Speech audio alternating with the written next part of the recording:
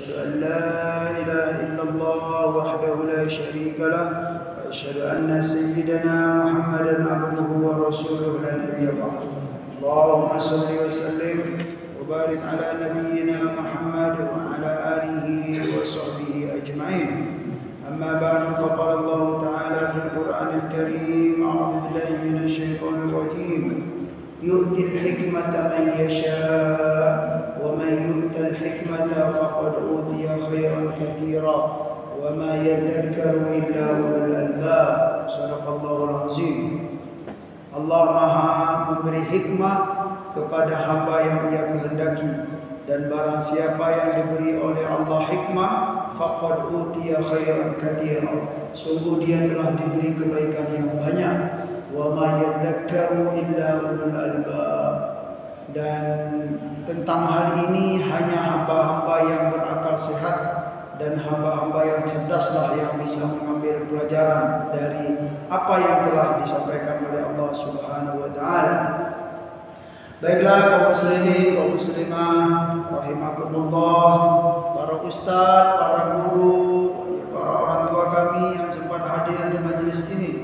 Baiklah, kita hari ini melanjutkan kajian kita, yaitu pembacaan kitab kumpulan kitab hadis, kumpulan larangan-larangan dan anjuran-anjuran Rasulullah sallallahu alaihi wasallam. Di pertemuan yang lalu kita sudah sampai, yaitu hadis ke-324. Hadis ke-324 yaitu An Abi Umamah radhiyallahu anhu qala sami'tu Rasulullah sallallahu alaihi wasallam yaqul fi khutbatihi ama hajjatil wada.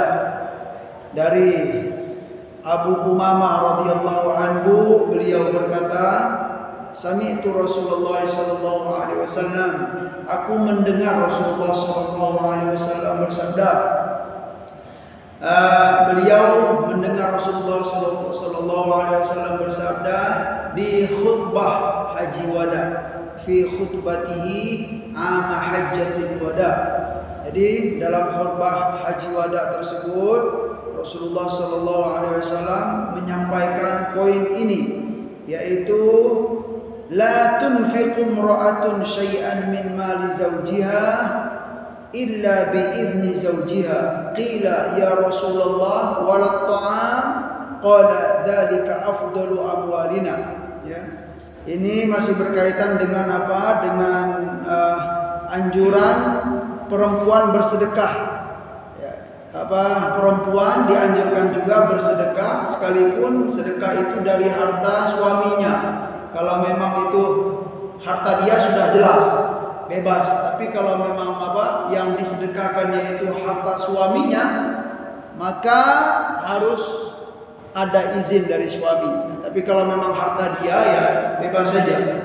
Jadi itu berkaitan. Nah, dalam khutbah haji wada tersebut Rasulullah SAW menyampaikan la tunfiqu imra'atun, seorang istri tidak boleh berinfak atau bersedekah min mali zaujiha, dari harta suaminya.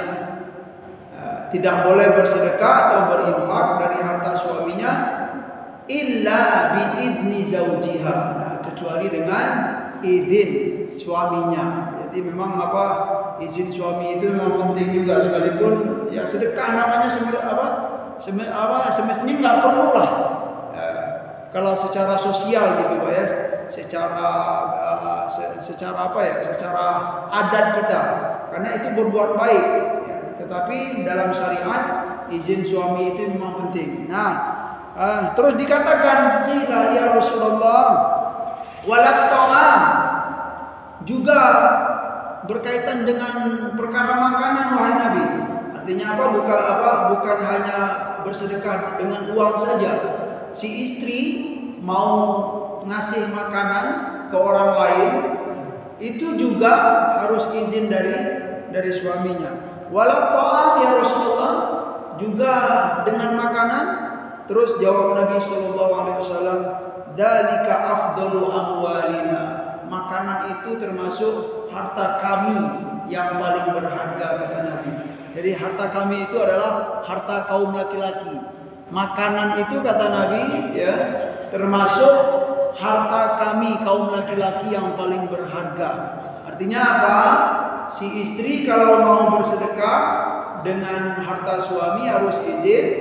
Nah, sekalipun hanya bersedekah itu hanya dengan berupa makanan. Ya, karena makanan itu adalah pada dasarnya adalah suami yang membeli gitu. Terus perkaranya gimana tuh Pak Ustaz? Kalau suaminya nggak kerja, istrinya yang kerja, itu ini harus dituntaskan itu, gitu kan? Gimana intinya permasalahannya gitu Pak ya? Ya, setidaknya setelah si istri dapat harta, mungkin ya misalnya ini realita Pak ya. Si istri berkarir banyak dapat harta, si suami enggak berkarir atau biasa-biasa saja gitu. Atau memang jadi suami yang pemalas, duduk di rumah saja gitu.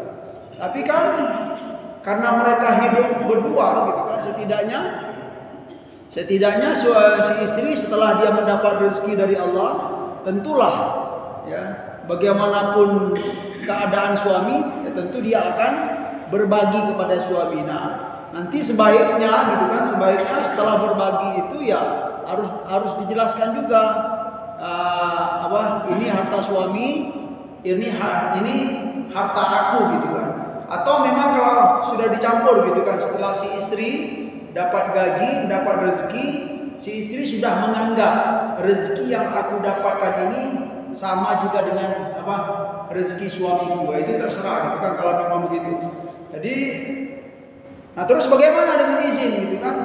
Kan aku yang dapat harta itu, apakah harus izin juga dengan suami gitu kan? Sedangkan harta itu dari pekerjaanku gitu kan? Ya itu tadi tergantung gitu. Kalau memang setelah mendapat rezeki dipisah, ini hartaku, ini harta bapak, harta suami. Berarti kalau memang dia terpisah, berarti ya nggak perlu minta izin kalau memang dia bersedekah dengan harta dia sendiri setelah dipisah. Nah terus kalau digabung, ya sebaiknya sih gitu kan, setelah si istri dapat rezeki, sekalipun suaminya tidak bekerja atau belum bekerja, kemudian si istri merasakan rezeki yang aku dapat ini adalah juga rezeki suamiku, berarti bergabung. Ya, mungkin kebanyakan yang terjadi. Iya, Ustaz. Adalah suami kan usia lebih tua ya. Pensiun lebih dahulu. Sekarang kalau istri bekerja dengan izin suami, itu apakah hartanya full punya istri atau harus dirembukan dulu dibagi dua? Iya. Kebanyakan laki-laki memang lebih tua walaupun ada yang sama. Betul, Ustaz. Kebanyakan contoh seperti tadi cerita dari saya udah pensiun.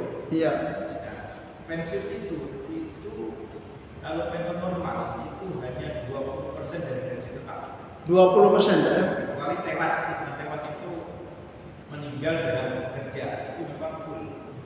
Oh gitu ya saya. Tapi kalau seperti video ini 20%. Artinya kalau dia kerja di atasnya, apakah kalau istri ini menyepakati bahwa ini harta gimana teknisnya? Iya Ustaz. Kalau untuk harta itu memang yang sudah banyak saya perhatikan dari berbagai referensi, itu pembagiannya itu memang bebas saja sesuai dengan kesepakatan.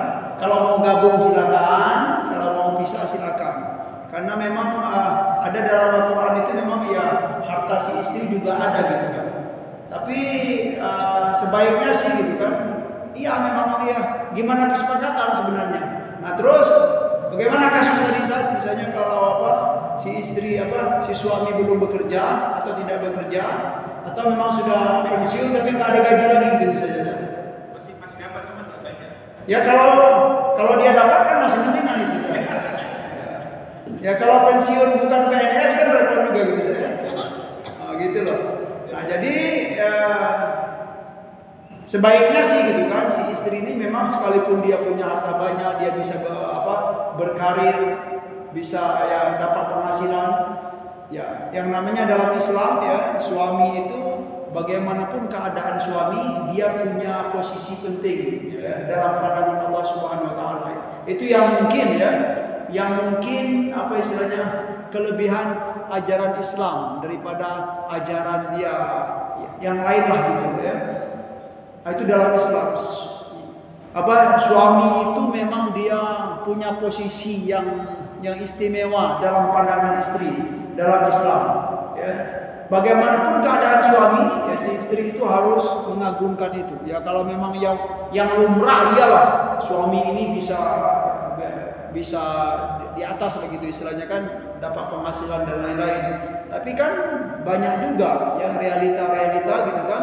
Nah, si istri, nah sebaiknya sih setelah bagus kalau menurut saya, kalau memang begitu keadaannya, istri ini punya apa istilahnya ya, kemurahan. Dengan punya prinsip rezeki yang aku dapat ini juga rezeki suamiku gitu loh. Nah, kalau memang sudah begitu, saat dia mau bersedekah, si istri mau bersedekah, ya kalau bisa sih jangan timbul perasaan kan aku yang dapat harta itu, jangan lagi. Demi untuk memuliakan suami ya, karena memuliakan suami itu dalam Islam dapat pahala juga si istri sebenarnya. Artinya apa? Selincah-lincahnya istri cari rezeki, kalau sudah berhadapan dengan suami itu harus nunduk gitu. Gitu dia kalau kaidah dalam Islam. Nggak boleh rasanya apa istilahnya mentang-mentang dia si istri bisa menghasilkan, dapat penghasilan, kemudian dengan status begitu dia merasa lebih tinggi dari suami. Dikhawatirkan rezeki itu nanti ya tidak diberkahi oleh Allah Subhanahu wa taala. Tapi ya seandainya tadi dengan kerelaan kan ada suami hartaku ke istri jangan kamu. Nah, berarti kan clear ya. Iya, artinya istri kalau tidak minta izin tidak masalah kan. Atau izin. Nah, kalau sebaiknya sih kalau menurut saya gitu, saya lebih afdol gitu kan, izin. Ya karena sebenarnya di balik izin itu ada penghargaan kepada suami. Itu nilainya. Mungkin itulah yang dimaksud dengan Rasulullah Shallallahu Alaihi Wasallam. Sebenarnya kalau dari sisi sosial nggak perlu izin lah, karena si istri itu kan bersedekah, ya kan, berbuat baik sebenarnya. Di saat istri berbuat baik dengan harta suami secara sosial gitu ya, itu suami dapat pahala gitu. Tapi secara syariat jangan tanpa izin, itu sebaiknya. Karena kalau kita perhatikan pesan Nabi itu minta izin itu ya ada makna penghargaan ya, memuliakan suami, dan ada juga makna kerendahan hati si istri. Artinya begitu sih. Jadi memang manfaatnya bagus, berkahnya bagus. Nah, itulah yang diinginkan oleh Rasulullah Shallallahu Alaihi Wasallam. Begitu mulianya ajaran Nabi kita. Nah, mungkin jamaah sekalian, kita kalau pengen tahu ya, lebih merasakan mulianya ajaran Islam itu, memang harus dibandingkan dengan ajaran selain Islam. Itu dia akan ketahuan Pak. Oh bagaimana ya? Kalau tidak dibandingkan itu biasa-biasa saja. Ya begitulah Pak Ustaz gitu kan. Gitulah Nabi kita kan memang baik-baik semua gitu kan. Iya ya. Kalau kita yang nerima gitu kan. Tapi kalau kita bandingkan, itu akan lebih ketahuan. Wah, ya. Ajaran Muhammad Shallallahu Alaihi Wasallam itu memang sangatlah mulia dan mengagumkan dan sangat diperlukan di zaman sekarang. Ya, mungkin orang kebanyakan gitu kan, umat manusia zaman sekarang ya sudah terlalu mengagungkan materi ya, sehingga dengan materi itu ya kemuliaan itu dilihat dari materi saja gitu kan. Si istri karena memang bisa berkarir dan bisa mendapatkan penghasilan, bisa sendiri gitu kan. Nah, karena posisi ini dia lupa mungkin, atau penghargaannya kepada suami udah mulai kurang. Nah, itu berbahaya. Itulah yang perlu diingatkan oleh Rasulullah sallallahu alaihi wasallam, la tunfiqu imra'atun syai'an min mali zawjiha illa bi idzni zawjiha. Itu kata Nabi dalam khutbah haji wada. Alhamdulillah. Baik, hadis yang baru hari ini yaitu at-targhib fi it'amit ta'am wa saqil ma wa tarhib min man'ihi. Anjuran Nabi sallallahu alaihi wasallam dalam memberi makan, it'amut ta'am wa saqil ma, memberi air kepada orang, baik itu air untuk diminum maupun untuk keperluan yang lain gitu, untuk membersihkan atau untuk apalah. Yang jelas memberi air, baik itu air minum dan lain-lain, itu dianjurkan oleh Rasulullah sallallahu alaihi wasallam. Wa tarhib min man'ihi, dan ancaman Nabi sallallahu alaihi wasallam dalam menahan diri untuk memberi air kepada orang lain gitu loh. Atau ya tidak mau memberi air kepada orang lain. Ya tentu ini ada catatan, kalau kita punya air lebih, itu loh Pak. Dia memang dalam sosial perlu dilihat juga gitu kan. Misalnya nih, kita dalam keadaan kemarau gitu Pak ya. Kemudian di rumah kita ada air, misalnya air itu ya sedikit gitu ya. Nah, ini memang perlu kebijakan masing-masing saja. Kalau memang air di rumah kita sedikit, musim-musim kemarau, kemudian tetangga sedang tidak ada air, gimana itu caranya gitu Pak? Ya mungkin kalau bagi saya lihat saja gitu kan. Kalau memang kebutuhan kita tercukupi, tapi ya ini memang tergantung itu Pak, diuji keimanan kita gitu kan. Ya, karena kalau merujuk kepada gaya para sahabat itu terkadang gitu ya, di banyak riwayat kita perhatikan, mereka itu lebih mementingkan keperluan saudaranya daripada diri sendiri. Terkadang gitu Pak ya. Terkadang begitu. Nah, gitu loh. Nah, sekalipun di berbagai momen juga memang perlu diperhatikan ya. Ya, keperluan kita dulu lah harus diperhatikan. Jangan mikir-mikir orang dulu gitu kan. Nah, ini mungkin gaya hidup sosial yang pada umumnya diperbolehkan dalam syariah sebenarnya. Kalau memang kebutuhan kita itu memang belum tercukupi, bolehlah kita menahan air. Tapi kalau memang kebutuhan kita sudah tercukupi, kemudian kita punya air yang lebih di bak atau di galon ya, maka itu jangan sampai kita menahan untuk memberi air kepada orang. Itulah maksud dari man'i tersebut. Baik, hadisnya adalah an Abdullah bin Umar ya, anna rajulan sa'ala Rasulullah sallallahu alaihi wasallam ya, ayyul islami khairun. Ayyul islami khairun, dari Abdullah bin Umar radhiyallahu anhuma, bahwa ada seorang laki-laki bertanya kepada Nabi sallallahu alaihi wasallam, wahai Rasulullah, Islam yang mana yang lebih baik gitu. Bagaimana sih Islam yang ideal itu? Nah, ini seorang laki-laki bertanya kepada Rasulullah sallallahu alaihi wasallam. Jawab Nabi, qala tut'imut ta'am wa taqra'us salam ala man arafta wa man lam ta'rif. Ini hadis yang terkenal, masyhur ini. Ya, muttafaqun alaih ya. Apa kata Nabi? Islam yang baik itu adalah, atau berislam yang baik atau berislam yang ideal itu adalah tut'imut ta'am, kamu suka memberi makanan kepada orang. Terus wa taqra'us salam, kamu mengucapkan salam. Kepada siapa? Ala man arafta wa man lam ta'rif, yaitu mengucapkan salam kepada orang yang kamu kenal dan orang yang tidak kamu kenal sekalipun. Nah, gitu loh, kita dianjurkan untuk mengucapkan salam. Salam itu apa artinya jemaah sekalian? Keselamatan, ya, kesejahteraan, kedamaian bagi kalian. Assalamualaikum, kedamaian ya, keselamatan, doa baik. Nah, dari sini ya kita perhatikan bahwa agama Islam itu memang agama yang menebarkan kedamaian sebenarnya, bukan agama yang menyebar kebencian ya, dan kegaduh-gaduhan. Itulah Islam. Sebarkan salam kata Nabi kepada orang yang kita kenal. Orang yang tidak kita kenal pun kita dianjurkan mengucapkan salam. Nah, kira-kira dalam praktek gimana Pak? Di zaman-zaman modern sekarang gitu ya. Orang yang kenal saja mungkin ya, ada sebagian kita belum terbiasa mengucapkan salam. Apalagi orang yang tidak dikenal. Nah, mungkin contoh orang yang tidak dikenal ini mungkin di mall-mall gitu Pak. Di mall-mall atau yang lebih itu sekali misalnya sedang di atas di sebuah gedung tinggi yang ada lift-lift itu Pak ya. Di lift-lift itu kan orang sudah naik misalnya, kemudian kita masuk nih.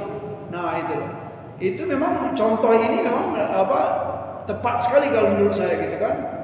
Orang yang sudah ada di lift itu tidak kita kenal gitu kan. Nah, kata Nabi, ucapkan salam, assalamualaikum, sekalipun tidak kenal gitu. Nah, mungkin ini budaya atau kebiasaan yang memang perlu dihidupkan. Kenapa sih ya salam itu harus disebarkan kata Nabi? Ya, setidaknya salam itu kalau bahasa kitanya apa makna dalam budaya kita? Tegur sapa.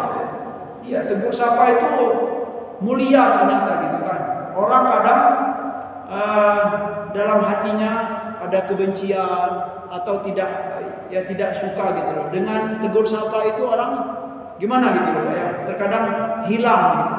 Hilang kebencian dan kemarahan tersebut. Itulah guna tegur sapa itu hanya tegur sapa yang umum saja. Apalagi kalau kita pakai kalimat assalamualaikum. Assalam itu sendiri kan termasuk apa? Termasuk nama-nama Allah gitu kan, assalam gitu kan. Jadi dia memang akan banyak kebaikan dan keberkahan kalau kita menghidupkan salam. Saya sendiri. Tapi kalau tegur salam begitu, kalau kebetulan ada di gedung, di hotel atau di mana, dulu kita berdua sama kawan teman, terus kawan bilang orang dia bukan Islam kok itu begitu, itu gimana? Iya Pak, betul. Ya. Ini ada bahasanya dalam fikih. Jadi kata Nabi apa?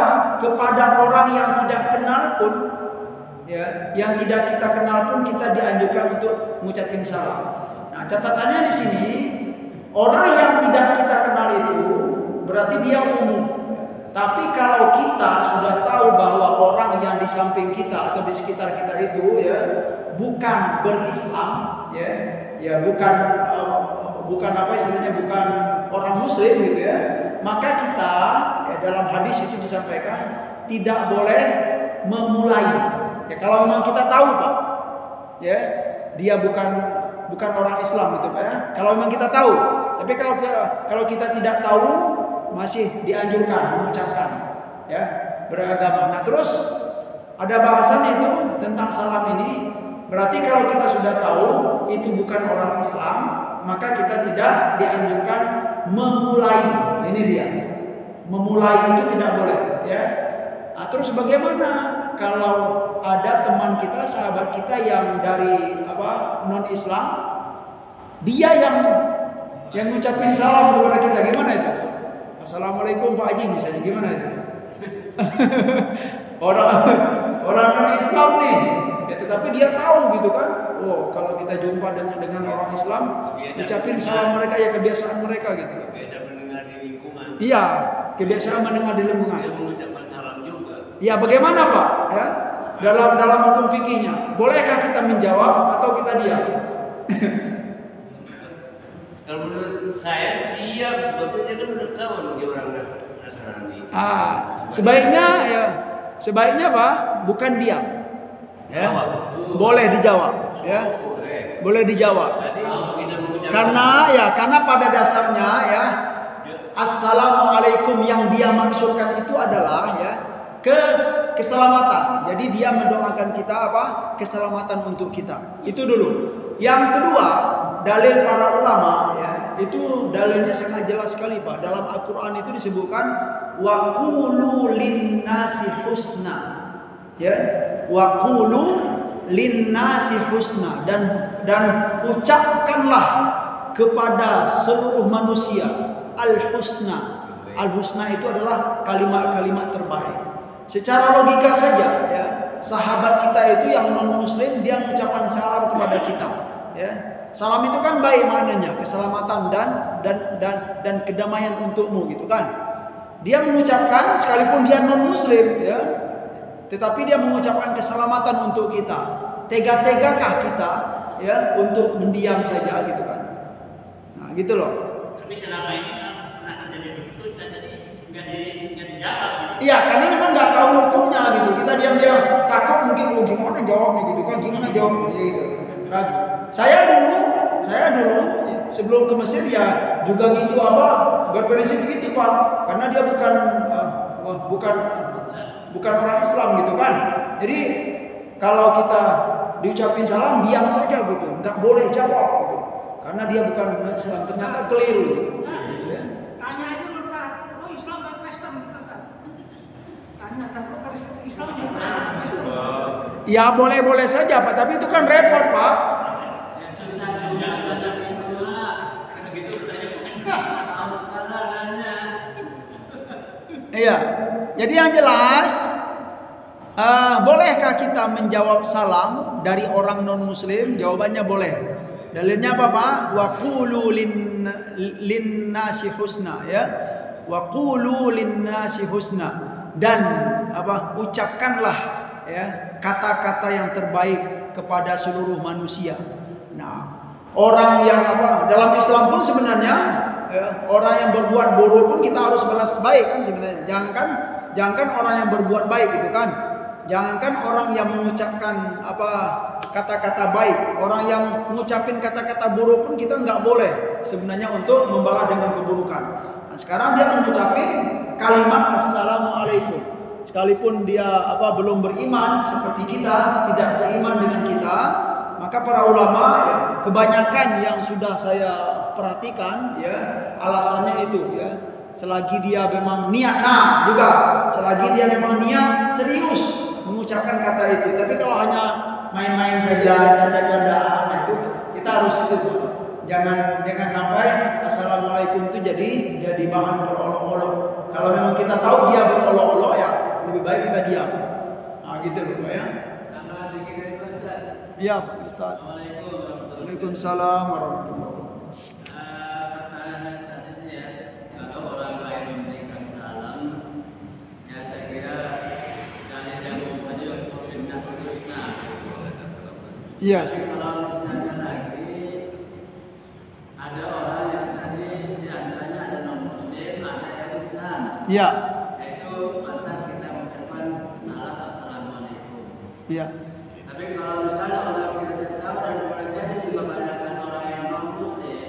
Kebanyakan non muslim. Saya pikir ya sebaik kita memperlihatkan diri sebagai pribadi yang baik, mungkin ucapan selamat pagi atau selamat siang itu boleh saja dipakai saya kira begitu. Iya, kalau memang Ya, itu termasuk mungkin memulai kembali nasi Ustaz. husna ya termasuk Ustaz. Betul. Kemudian dari ayat yang kita dapat, wa idza huyitum Bitahiyatin fahayyu bi ahsani minha aw rudduha.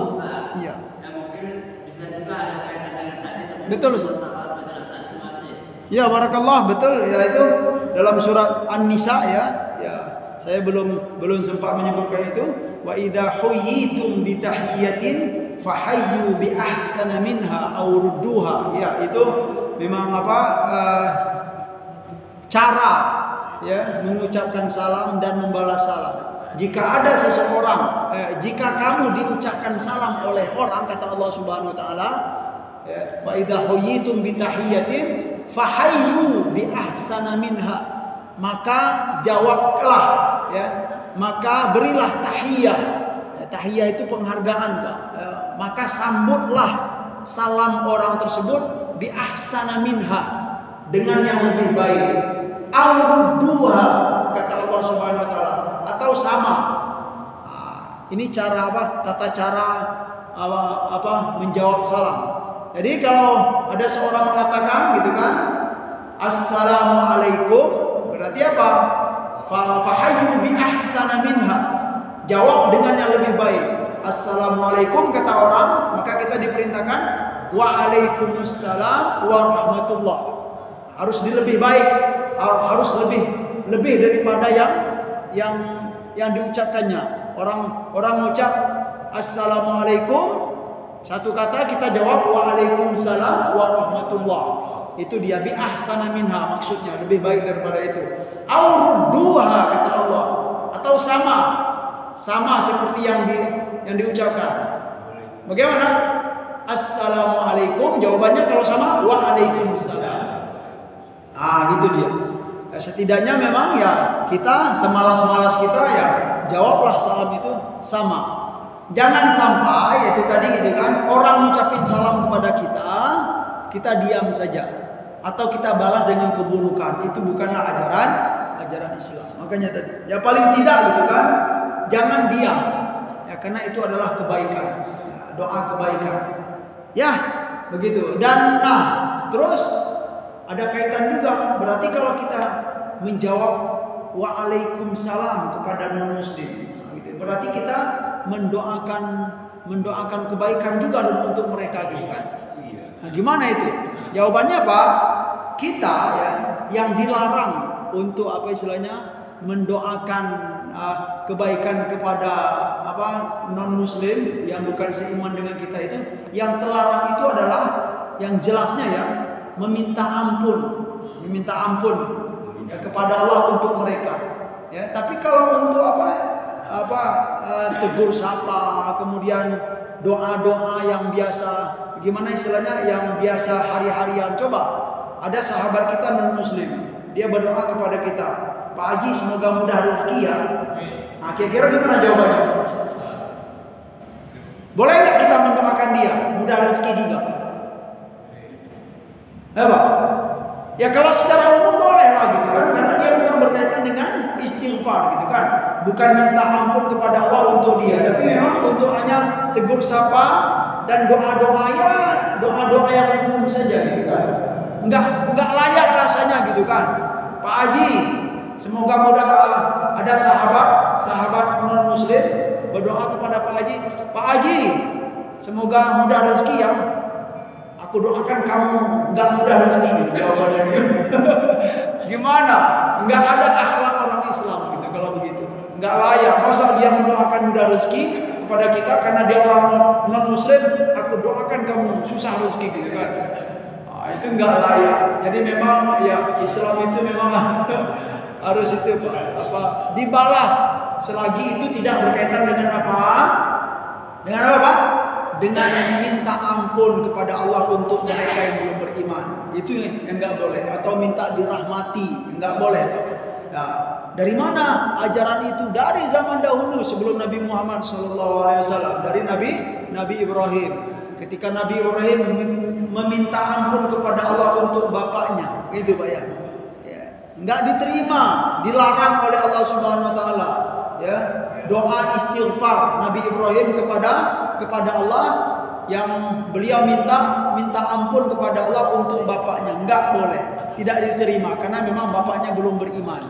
Nah, itulah dalilnya. Dengan Nabi Muhammad ya terjadi gitu kepada siapa? Kepada paman beliau gitu kan. Nah, gitu. Jadi memang itu dalil sederhananya. Tapi kalau hanya tegur sapa ya ucapan-ucapan kebaikan yang lain gitu kan, menurut saya sih istilahnya boleh-boleh saja demi untuk yang menjaga gitu kan, perasaan itu boleh, perasaan Pak ya. Tapi perasaan ini kalau sudah berkaitan dengan keimanan, perasaan harus mengalah gitu loh. Kalau berkaitan dengan keimanan ya, tapi kalau hanya untuk tegur sapa sosial, memang perasaan itu memang perlu dijaga. Itu dia. Perasaan itu memang perlu dijaga kalau hanya berkaitan dengan kehidupan sosial. Tapi kalau sudah berkaitan dengan keimanan, perasaan harus mengalah. Nah, contohnya siapa?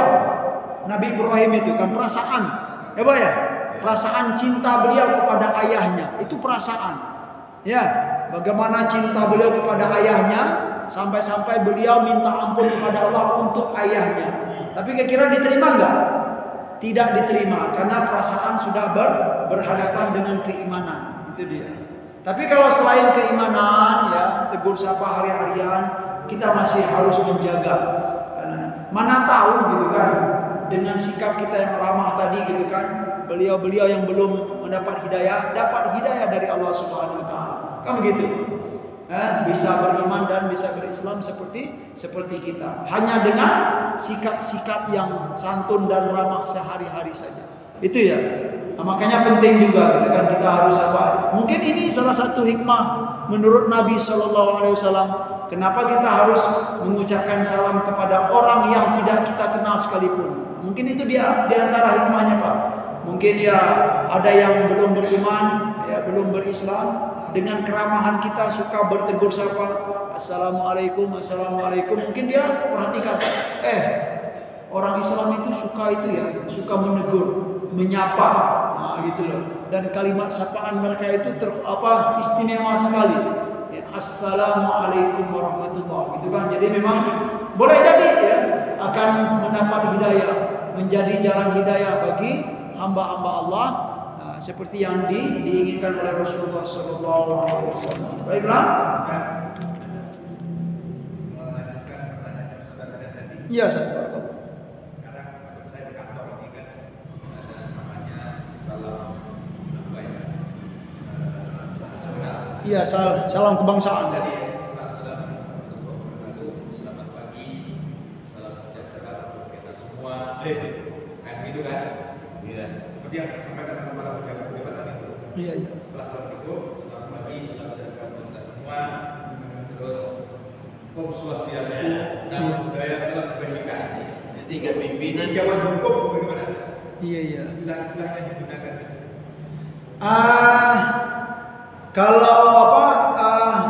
Kalau saya melihat gitu kan, kalau bisa pakai kata yang umum saja, yang salam sejahtera untuk kita semua.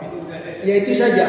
Kalau kalimat-kalimat khusus yang berasal dari agama selain Islam, sebaiknya sih gitu kan, jangan kita pakai.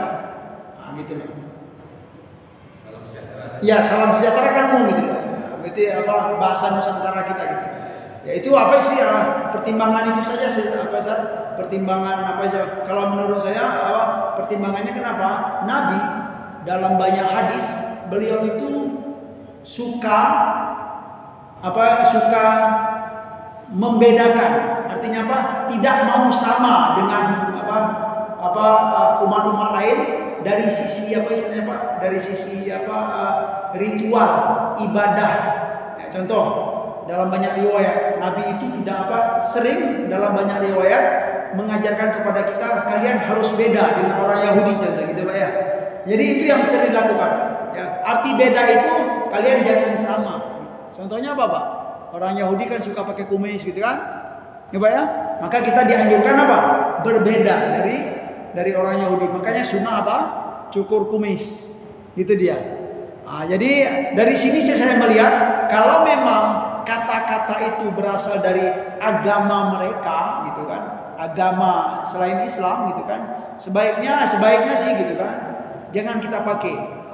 Ditakutkan kita mengikuti gitu loh apa yang ada dalam agama mereka khusus gitu kan beda-beda agama Yahudi salamnya begini, agama Hindu beda agamanya agama Buddha begini juga salamnya. Jadi seolah-olah kalimat salam itu memang sebuah ritual dalam agama masing-masing.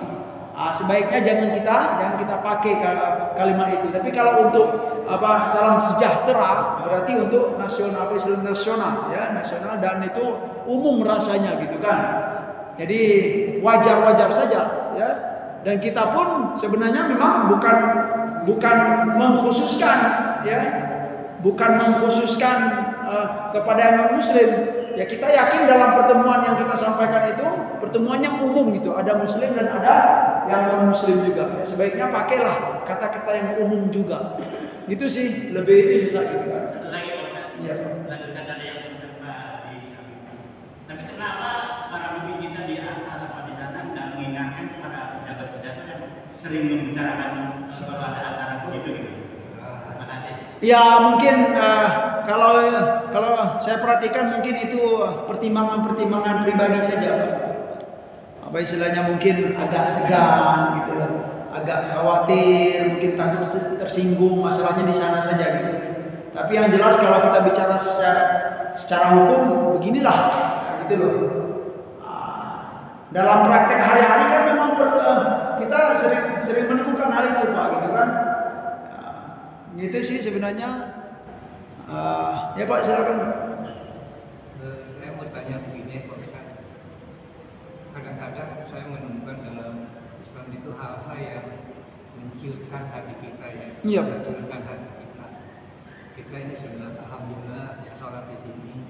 Kadang-kadang ada penjelasan sholat itu harus begini begitu. Tapi kalau Anda begini, sholat Anda itu tidak sempurna, tidak sah, ditolak. Kalau ditolak tidak masuk surga. Iya. Tapi di sisi lain dalam kali ada kisah seorang wanita PSK terusir dari kampungnya, dia lari ke gurun, di tengah gurun menemukan seorang itu anjing harusnya diberi minum oleh wanita ini, maka dia ada surga ya. Sekarang kita yang tadi katakan sholat dan sebagainya, kok sholat tidak ada jaminan. Nah ini apa arti fenomena itu Pak? Oh gitu Pak ya. Sebenarnya Pak, hadis tentang ada seorang perempuan dan hadis-hadis lain juga banyak gitu kan. Ada seorang laki-laki juga gitu kan, yang tidak punya amal banyak gitu kan, tetapi di akhir ayatnya karena memang dia memberi minum kepada hewan misalnya gitu kan. Lalu dengan itu saja misalnya gitu kan dia masuk surga, itu sebenarnya tidak bisa kita jadikan sebagai patokan dalam bersyariah Pak. Jangan terlalu dipegang itu. Karena kalau kita berpegang itu saja, dengan sangat mudah seorang muslim mengatakan, berarti saya nggak perlu sholat dong. Berarti saya rajin-rajin aja ngasih minum anjing gitu kan, akan masuk surga. Enak sekali gitu Pak. Ya, jangan sholat kemudian rajin-rajin ngasih minum anjing. Jadi dia kasusnya beda Pak, gitu kan. Jadi yang mengatakan penjelasan kamu kalau sholat begini diterima, tapi kalau kamu sholat begini tidak diterima. Ini adalah kajian syariah, kajian hukum, dan ini penting bagi setiap muslim dan muslimah. Kita harus mengikuti ini Pak. Misalnya kita sholat tanpa niat, kira-kira sah atau tidak? Secara hukum nggak sah, dan itu perlu Pak. Kita sholat tidak pakai tomakninah dalam fikih, boleh nggak? Tidak sah, ya. Artinya apa? Tomakninah itu termasuk rukun dalam sholat. Ya, makanya kalau sholat tanpa tomakninah, maka sholatnya tidak sah. Ya, kalau sholatnya tidak sah berarti kewajibannya belum terpenuhi. Artinya dia numpuk-numpuk dosa. Jadi perkara syariah ini sebenarnya penting untuk diperhatikan. Jangan sampai dengan ngasih minum anjing syariah ditinggalkan gitu. Jadi kerjanya hari-hari ngasih minum anjing aja. Azan Allahu Akbar, ngasih anjing terus gitu. Begitu. Lupa sholat dengan menganggap ini dalilnya bagus. Nah, itu nggak bisa juga Pak ya. Ya sekian dulu. Semoga apa yang saya sampaikan bermanfaat bagi kami yang menyampaikan dan buat kita semua yang mendengarkan. Subhanakallahumma wa bihamdika asyhadu an la ilaha illa anta astaghfiruka wa atubu ilaik. Wa sallallahu ala nabiyyina Muhammad wa ala alihi washabihi wasallam. Wa akhiru da'wana alhamdulillahi rabbil alamin. Wassalamualaikum warahmatullahi wabarakatuh.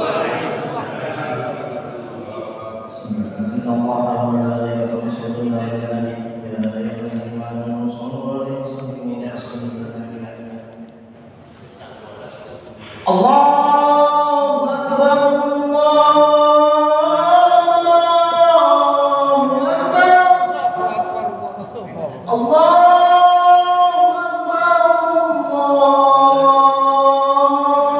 Akbar. Asyhadu an la